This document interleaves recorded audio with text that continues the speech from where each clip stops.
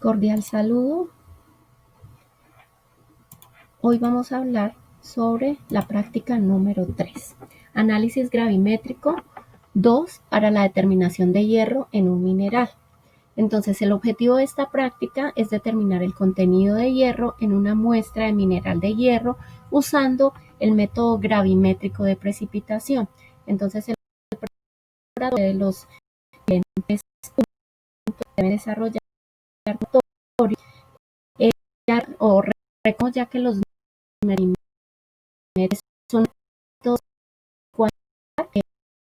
dentro de un material usando diferencias de peso, es decir, con solo tener una balanza analítica podemos cuantificar un compuesto y son los métodos analíticos más sencillos que en este momento se reportan.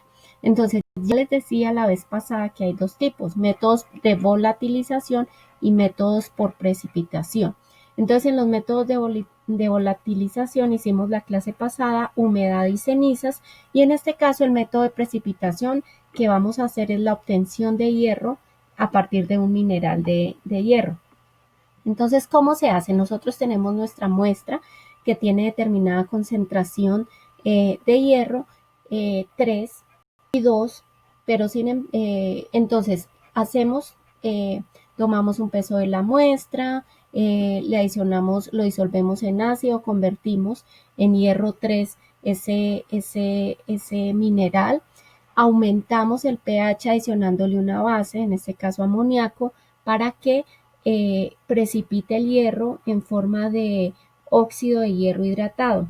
Luego filtramos, lavamos, calcinamos para pasar a Fe2 o 3, óxido de hierro, y luego pesamos y obtenemos ese valor para realizar los cálculos y ya determinar cuánto hierro tenemos en ese mineral.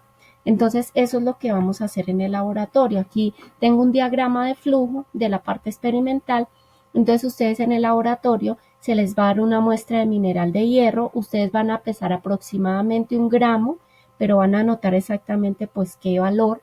Luego se va a disolver en 5 mililitros de ácido clorhídrico 1 a 1. Eso significa que será la mitad de ácido clorhídrico concentrado y la mitad de ácido.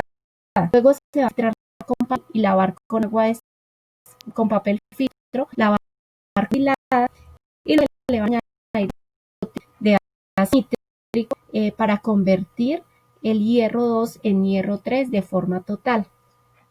Luego vamos a diluir esa muestra a 50 mililitros, le vamos a adicionar amoníaco hasta alcanzar hasta alcalinizar la solución, hasta que el pH esté por encima de 12 y vamos a calentar por 5 minutos y va a empezar a aparecer un precipitado que luego vamos a filtrar, a lavar con nitrato de amonio al 1% caliente y luego vamos a secar. Aquí me faltó colocar, a secar, a calcinar, entonces de 800 a 1000 grados centígrados. Entonces para eso nosotros tomamos nuestro papel filtro, donde está pues la muestra filtrada, lo doblamos, lo colocamos en un crisol de porcelana previamente pesado, lo colocamos en la mufla, recuerdan que la vez pasada también usamos mufla, y lo llevamos entre 800 a 1000 grados centígrados por 3 horas. Luego bajamos la temperatura, lo colocamos en un desecador y luego hasta que haya peso constante, pues tomamos este registro en la balanza analítica y realizamos los cálculos. Aquí están los cálculos. Entonces es calcular el peso de hierro expresado como Fe, hierro, óxido de hierro y Fe3 o 4, que es otro tipo de óxido de hierro. Entonces esta es la fórmula. Porcentaje, por ejemplo, tomemos el primero. Porcentaje de Fe. Entonces, donde número de gramos de la sustancia pesada son los gramos obtenidos al final del proceso. Entonces, cada grupo va a tener unos datos, un peso al final del proceso por este factor que es el factor gravimétrico, que de pronto ustedes ya lo vieron o lo están viendo en clase, que es el peso molecular de la sustancia buscada.